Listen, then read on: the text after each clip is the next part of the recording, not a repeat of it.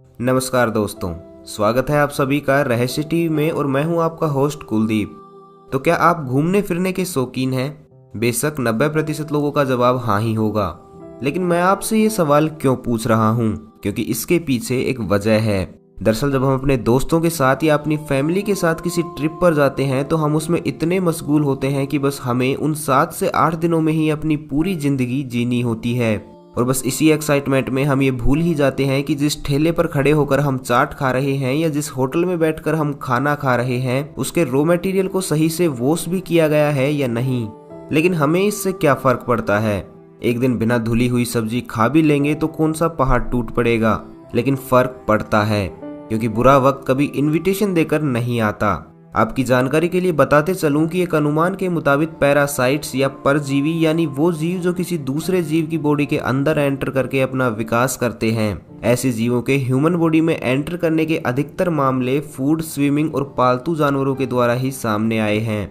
यहाँ इस सीरीज में हम कुछ ऐसे ही केसेस के बारे में जानेंगे। ये वीडियो इस सीरीज का दूसरा पार्ट है। अगर आपने पहले वाला पार्ट नहीं देखा तो ऊपर आई बटन पर क्लिक करके आप वो पार्ट देख सकते हैं। 2003 में एक ऐसा ही मामला सामने आया था। हुआ यूं कि एक दिन 34 वर्षीय जॉन फिगी अपनी वाइफ लीसा और 2 बच्चों के साथ पेंसिल्वेनिया में अपने घर के बाहर बैठे थे। तभी अचानक जॉन को चक्कर आने लगे। ये चक्कर कुछ वैसे ही थे जैसे कुछ दिनों पहले उन्हें तब आए थे जब वो ऑफिस जाने के लिए ड्राइविंग कर रहे थे, और तब इन्हीं चक्करों के कारण वो रोड पर फोकस नहीं कर पा रहे थे।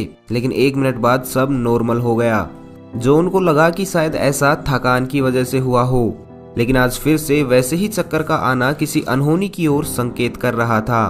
कुछ दिनों बाद वापस उसी साइकिल की शुरुआत हुई, लेकिन इस बार ये पहले के मुकाबले काफी खतरनाक थे।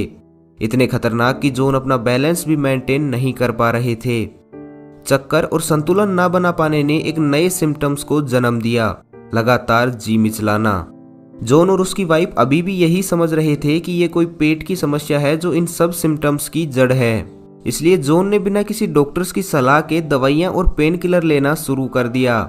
लेकिन 1 सप्ताह तक लगातार दवाइयां लेने के बाद भी कोई फर्क नहीं पड़ा, बल्कि इसके उलट जॉन की हालत इतनी खराब हो गई थी कि अब वो अपने पैरों पर खड़े भी नहीं हो पा रहे थे, क्योंकि उनका ब्रेन उनके शरीर का बैलेंस भी नहीं बना पा रहा था। फाइनली उनकी पत्नी उन्हें एक लोकल हॉस्पिटल में लेकर गई, जहां डॉक्टर्स ने जांच के बाद ये निष्कर्ष निकाला कि ये सब सिम्टम्स इनर ईयर में इन्फेक्शन की तरफ इशारा कर रहे हैं। इसलिए उस डॉक्टर ने जॉन को कुछ दवाइयां देकर बेड रेस्ट की सलाह दे दी। लेकिन करीब 1 सप्ताह की दवाइयों और बेड रेस्ट के बाद भी जॉन की हालात में कोई सुधार नहीं हुआ। इनफैक्ट सिम्टम्स और भी ज्यादा खतरनाक होते जा रहे थे। लगातार चक्कर और जी मिचलाने के कारण अब जॉन को एहसास हो चुका था कि ये कोई नॉर्मल इन्फेक्शन नहीं है। इसलिए इस बार जॉन शहर के एक प्रतिष्ठित हॉस्पिटल में पहुंचे, जहां से उन्हें न्यूरोलॉजी डिपार्टमेंट में रेफर कर दिया गया। यहां उनके केस को डॉक्टर डैनियल करमन हैंडल कर रहे थे, जो उस समय यूनिवर्सिटी ऑफ पेंसिल्वेनिया में न्यूरोलॉजिस्ट थे। डॉक्टर डैनियल जॉन की हालत को देखते ही समझ गए कि ये सारे सिम्टम्स किसी न्यूरोलॉजिकल प्रॉब्लम की तरफ इशारा कर रहे हैं। इसलिए डॉक्टर डैनियल ने जॉन के साथ एक छोटा सा टास्क परफॉर्म किया, जिसमें जॉन को पहले अपनी नाक को टच करना था और फिर डॉक्टर के हाथ को। लेकिन ऐसा करते समय जॉन के हाथ कांपने लगे और वो अपनी नाक पर हाथ लगाने के बाद डॉक्टर के हाथ को टच नहीं कर पाए। ये सारे रिजल्ट्स इस तरफ इशारा कर रहे थे कि जॉन के सेरिबेलम में कुछ गड़बड़ है। सेरिबेलम हमारे सिर के पिछले हिस्से में लोकेटेड होता है, जो मसल कंट्रोल को नियंत्रित करता है, साथ ही हमारी बॉडी के बैलेंस को भी मेंटेन करता है। लेकिन जॉन के केस में उनका ये हिस्सा अपनी कार्य क्षमता खोते जा रहा था। लेकिन क्यों? यही जानने के लिए डॉक्टर डैनियल ने जॉन का सीटी स्कैन करने का फैसला लिया। सीटी स्कैन से जो रिजल्ट सामने आया उसमें ब्रेन के सेरिबेलम वाले हिस्से में एक बड़े अखरोट जितनी कुछ अजीब संरचना दिखाई दे रही थी। इसलिए डॉक्टर डैनियल को लगा कि शायद ये एक ब्रेन ट्यूमर हो सकता है। इसलिए उस मिस्टीरियस स्ट्रक्चर के बारे में पता करने के लिए डॉक्टर डैनियल ने बायोप्सी करने का फैसला लिया।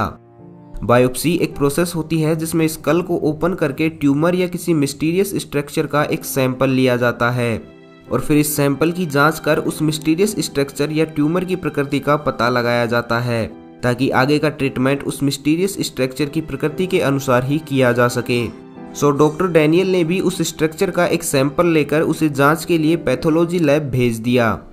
पैथोलॉजी लैब में जब टेक्नीशियन ने इस सैंपल को माइक्रोस्कोप के द्वारा एग्जामिन किया तो उनके होश उड़ गए, क्योंकि जिसे डॉक्टर डैनियल ट्यूमर समझ रहे थे वो असल में परजीवियों की एक पूरी कॉलोनी थी।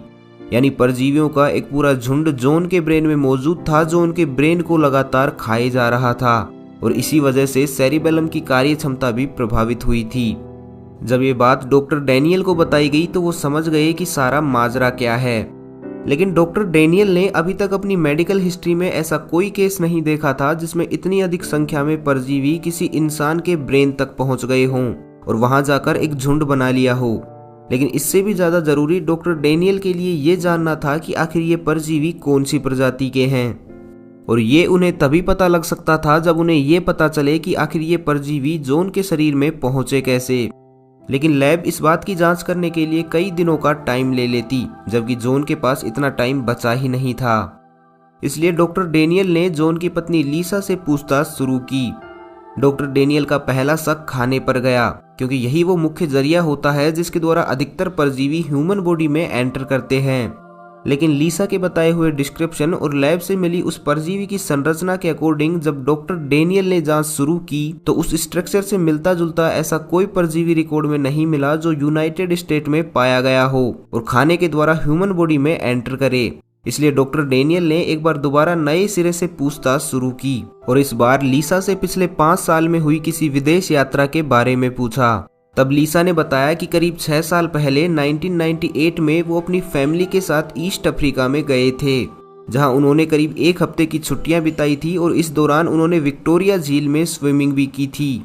लीसा से पूछताछ के बाद डॉक्टर डैनियल ने सारी डिटेल और सैंपल के डेटा को डिसीज सर्विलांस सेंटर में भेजा, जहां जांच में पता चला कि ये सिस्टोसिमाइसिस थे। सिस्टोसिमाइसिस परजीवी अक्सर एशिया, साउथ अमेरिका और अफ्रीका की साफ पानी की झीलों में पाए जाते हैं। अक्सर इनके एग्स संक्रमित लोगों के मल के द्वारा एनवायरनमेंट में रिलीज हो जाते हैं और फिर जैसे ही ये एग्स साफ पानी के कांटेक्ट में आते हैं तो ये फूटकर लार्वा में कन्वर्ट हो जाते हैं। इस टाइम इन्हें अपने डेवलपमेंट के लिए किसी होस्ट बॉडी की जरूरत होती है और इसके लिए ये यूज करते हैं स्नेल का। एक बार लार्वा में कन्वर्ट होने के बाद ये परजीवी पानी में मौजूद किसी स्नेल के पैरों से उसके शरीर में एंटर कर जाते हैं। स्नेल के अंदर ये अपने आप को विकसित करते रहते हैं। जैसे ही ये सिखेरी फॉर्म तक विकसित हो जाते हैं तो वापस पानी के अंदर आ जाते हैं। इस टाइम इन्हें अपने डेवलपमेंट के लिए इंतजार रहता है किसी दूसरी होस्ट बॉडी का। जैसे ही कोई इंसान पानी में एंटर करता है तो उसकी स्किन के द्वारा रिलीज किए जा रहे फैटी एसिड से अट्रैक्ट होकर ये परजीवी अपनी माइक्रोस्कोपिक टेल की सहायता से तैरते हुए अपने नए होस्ट की तरफ बढ़ते हैं। एक बार अपने होस्ट तक पहुंचने के बाद ये ह्यूमन स्किन को 3 शॉर्ट स्टेज में पेनिट्रेट करते हैं। फर्स्ट स्टेज में ये स्किन से अटैच होते हैं और फिर पेनिट्रेशन के लिए एक सही जगह का चुनाव करते हैं। अक्सर ये जगह हमारे हेयर फॉलिकल्स होते हैं। यहीं से ये परजीवी हमारी स्किन में कुछ दूरी तक एंटर करते हैं और फिर वहाँ एक केमिकल रिलीज करते हैं जो स्किन में एक बहुत बारीक सा छेद कर देता है, जिसके थ्रू ये परजीवी स्विम करते हुए ह्यूमन बॉडी के अंदर पहुंच जाते हैं। ह्यूमन बॉडी के अंदर ये लार्वा ब्लड वेसल्स के थ्रू लीवर के नजदीक पहुंचते हैं और वहीं खुद को अडल्ट वर्म के रूप में डेवलप करते हैं। जैसे ही इन वर्म का विकास क्रम पूरा होता है तो ये लीवर के बाहर आकर प्रजनन करते हैं, जिसके बाद मादा परजीवी आंतों के आसपास ब्लड वेसल्स में अपने अंडों को छोड़ देती है। इसके बाद नॉर्मली होता ये है कि ये अंडे आंतों में चले जाते हैं और मल के द्वारा बाहर निकल जाते हैं, जहां से इनका लाइफ साइकिल वापस उसी तरह चलता रहता है। लेकिन यहाँ जॉन के केस में कुछ बहुत खतरनाक हुआ था।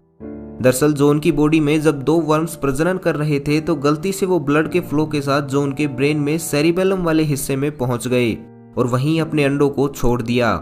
सामान्यतः सिस्टोसिमाइसिस ह्यूमन बॉडी में करीब 20 सालों तक अनडिटेक्टेड रह सकते हैं और इस दौरान अपनी लाइफ साइकिल में एक सिस्टोसिमाइसिस परजीवी मिलियंस ऑफ एग्स प्रोड्यूस करता है। यानी करीब 6 साल पहले जॉन के शरीर में एंटर हुए एक परजीवी ने वहां अपनी पूरी कॉलोनी बसा ली थी, जो अब धीरे धीरे जॉन के ब्रेन को खाए जा रही थी। इसलिए अब वक्त था जॉन को इन परजीवियों से आजाद करवाने का। लेकिन जब कभी भी डॉक्टर ब्रेन में मौजूद किसी परजीवी को मारने के लिए ट्रीटमेंट करते हैं तो उस सिचुएशन में परजीवी तो मर जाते हैं, लेकिन वो मरते मरते एक जहरीला केमिकल भी रिलीज कर देते हैं जो ब्रेन में सूजन पैदा कर सकता है और यहाँ तक कि ऐसी सिचुएशंस में पैरालिसिस और डेथ होने के चांसेस भी रहते हैं। इसलिए डॉक्टर डैनियल ने इन परजीवियों को सर्जरी के द्वारा ही रिमूव करना ठीक समझा। लेकिन सर्जरी के 1 वीक बाद तक भी डॉक्टर्स ये बता पाने में असमर्थ थे कि जॉन कब रिकवर होना शुरू करेंगे। हालांकि उन्हें हॉस्पिटल में रखकर ही उनकी हालात में हो रही इम्प्रूवमेंट को मॉनिटर किया जा रहा था। फाइनली 2 वीक के बाद जॉन को हॉस्पिटल से डिस्चार्ज कर दिया गया, जिसके बाद धीरे धीरे उनकी हालात में इम्प्रूवमेंट होने लगा। लेकिन जब डॉक्टर्स ने सर्जरी के द्वारा निकाले गए परजीवियों को माइक्रोस्कोप की सहायता से देखा तो वहां इतने एक्स और अडल्ट परजीवी मौजूद थे जिन्हें गिन पाना भी असंभव था।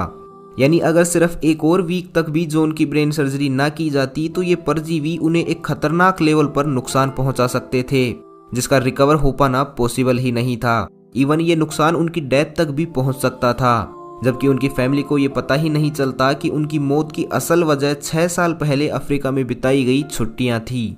सो फ्रेंड्स, अगर आप भी कहीं बाहर घूमने का प्लान बना रहे हैं तो उस एरिया के बारे में थोड़ी रिसर्च जरूर कर लेना कि वहां कौन कौन से खतरे मौजूद हो सकते हैं, क्योंकि बुरा टाइम कभी भी बताकर नहीं आता।